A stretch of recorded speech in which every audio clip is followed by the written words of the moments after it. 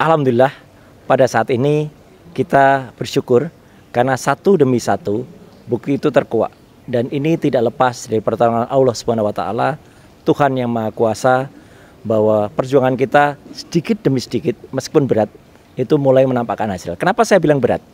Karena beberapa waktu yang lalu teman-teman juga sudah tahu bahwa saya dilaporkan ke Bareskrim oleh sekelompok pasukan yang menamakan dirinya itu pasukan bau tanah ya. Saya nyebutnya bau tanah, bukan bawah tanah, karena kalau bawah tanah nggak konsisten.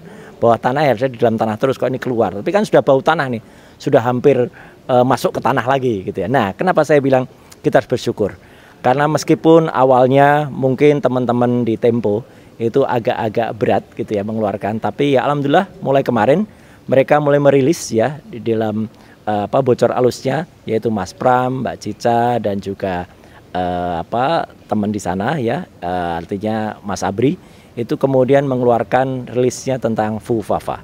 Dan ini ada yang menarik ya, luar biasa. Mereka kan selalu mendapatkan informasi A1 dari dalam. Sebenarnya saya pernah dengar informasi ini, tapi kan lebih bagus kalau misalnya ada institusi lain yang mengatakan. Sama seperti ketika kita juga menunggu sebenarnya teman-teman dari Fakultas Psikologi UI atau Universitas Indonesia untuk menemukakan penemuannya atau researchnya tentang Fufafa, dan Prof. Hamdi Luluk dan kawan-kawan itu juga sebentar lagi akan merilis. Dan ini kalau sudah merilis maka bagus sekali ya temuannya. Nah, apa yang dirilis oleh Bocor Alus Tempo ini memang menarik, karena kabarnya mereka dapat kabar bahwa 2 minggu yang lalu sebenarnya ketika ini heboh ya, itu kemudian sudah ada perintah untuk langsung ke BSSN. BSSN itu adalah Badan Cyber dan Sandi Negara.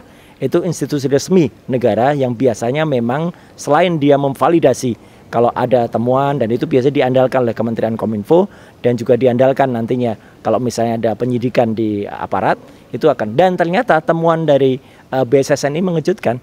Karena apa? Karena akun Fufafa yang ada di Kaskus beberapa tahun yang lalu itu memang valid, itu adalah milik Wapres terpilih. Sehingga membuat istana menjadi kemudian sedikit panik gitu ya gitu. Dan kemudian ditanyakan langsung kepada yang bersangkutan. Tapi lagi-lagi ya ini yang bersangkutan mengelak dan tidak mengakui kalau itu akunnya. Menariknya kemudian kata Tempo ya, ini ya, kata Bocor Alus ditanyakan ke adiknya. Jadi istana menanyakan ke adiknya, ke Kaisang, dan Kaisang memang ngaku jawab ya. Kaisang kan orangnya gitu, ceplas-ceplos ya, kadang-kadang kelepasan, kayak dia dulu juga kelepasan katanya mau ada kudeta nanti gitu ya. Nah, ternyata Kaisang pun mengamini bahwa akun Fufafa itu adalah milik kakaknya. Nah, sudah dengan demikian maka muncullah awalnya itu upaya untuk melakukan bumi hangus akun Fufafa itu ya, bukti-buktinya. Karena kan ada sekitar 5.000 postingan.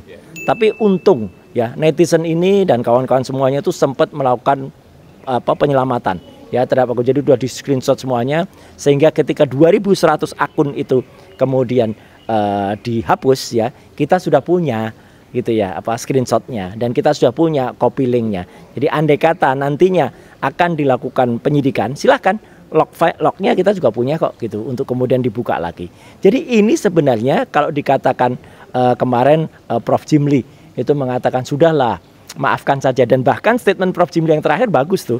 Beliau akhirnya kan juga mengatakan gitu, bisa jadi ya ini bukan bisa jadi Prof. Memang ini 99,9% kalau saya katakan itu adalah milik Wapres terpilih gitu ya, Fufafa ini.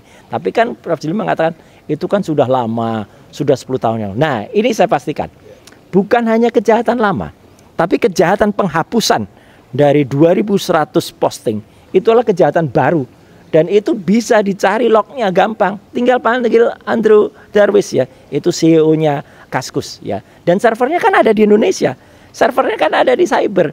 Jadi dengan mudah sebenarnya, dan itu baru seminggu yang lalu. Jadi sebenarnya bisa di-track itu. Dan yang kedua, kalau mau dicari bukti dia kejahatan barunya, penghapusan nama dia di akun GoPay, di OVO dan lain sebagainya. Itu kejahatan itu. Ya orang daftar akun itu atau daftar payment kayak gitu, payment gateway kayak gitu kan harus dengan nama asli. Kalau dia tadinya nama dia, kemudian diganti dengan Slamet, lah ini kan namanya pemalsuan dokumen ya. Itu harusnya menjadi bukti kriminal yang dilakukan lagi. Jadi setidaknya ada 2 alat bukti baru kriminal yang dilakukan oleh si orang ini ya, Wapres atau suruhannya. Kalaupun dia tidak ngaku ya, kalau itu ya sudah suruhannya saya kena, kan pasti adalah jejak digital itu tidak mungkin hilang jejak digital itu akan ada. Maka ketika kemudian dilanjutkan dengan konon saya dilaporkan, justru nggak apa-apa. Saya justru senang. Kalau dilaporkan, maka polisi akan menggunakan yang namanya scientific crime identification. Harus menggunakan bukti forensik untuk menentukan siapa akun Fufafa itu. Dan itu clear. Pembuktiannya harus si pelapor dulu. Pelapor dulu membuktikan kalau bukan saya, gitu ya. Mereka harus punya bukti dulu. Kemudian yang punya akun Fufafa itu dipanggil dulu. Jangan kemudian dibalik seolah-olah saya harus membuktikan dulu, kebalik itu logikanya. Jadi apalagi saya dilaporkan katanya menghina lambang negara.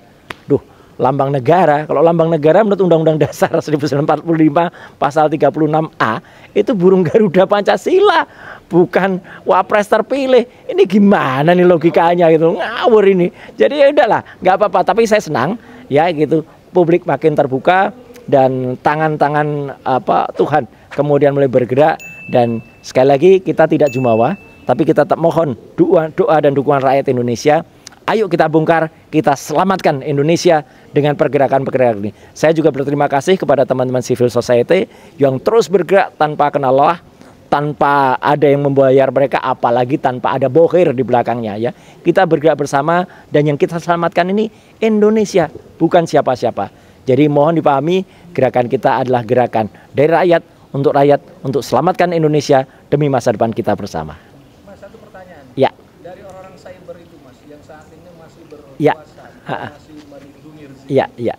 Ada nggak kesempatan mereka untuk menghapus atau mengganti nama Fufafa itu, Mas, akunnya itu? Ya, kalaupun diganti, ya sekarang kan saya juga ini sekaligus kritik juga ya kepada teman-teman yang dulu disebut pakar IT, pakar cyber, bahkan juga saya ketawa kemarin ada katanya ahli keamanan cyber diundang di salah satu TV nasional, ternyata dia omongannya juga sama, sudahlah ini sudah 10 tahun yang lalu, sudah nggak ada gunanya lagi diungkap, kita harus mengedepankan perdamaian. Ini orang cyber kok ngomongannya kok malah soal perdamaian, jadi orang sosial kayak gini. Ayo kita buktikan. Kalaupun mau ada yang mengganti, tentu saja log file itu akan bisa membuktikan kepalsuan mereka. Contohnya ketika akan diganti nomor handphone plus 6289750 sekian belakangnya 33 itu mengganti Selamat. Tapi kan nggak bisa. Bukti otentik mengatakan ketika yang bersangkutan daftar selaku calon wali kota Solo, tanda tangan dia sendiri, dia nulis nama dia sendiri dengan alamat dia sendiri, tanggal lahir dia nulis nomor handphonenya ya plus 6289750 sekian 33, dan di bocor Alus Tempo juga terbukti. Teman-teman kayak Mas Pram, kayak Mas Abri, kayak Mbak Cica itu juga dulu tuh kan kalau kontak yang bersangkutan itu pakai nomor telepon itu, bukan nomor telepon yang baru.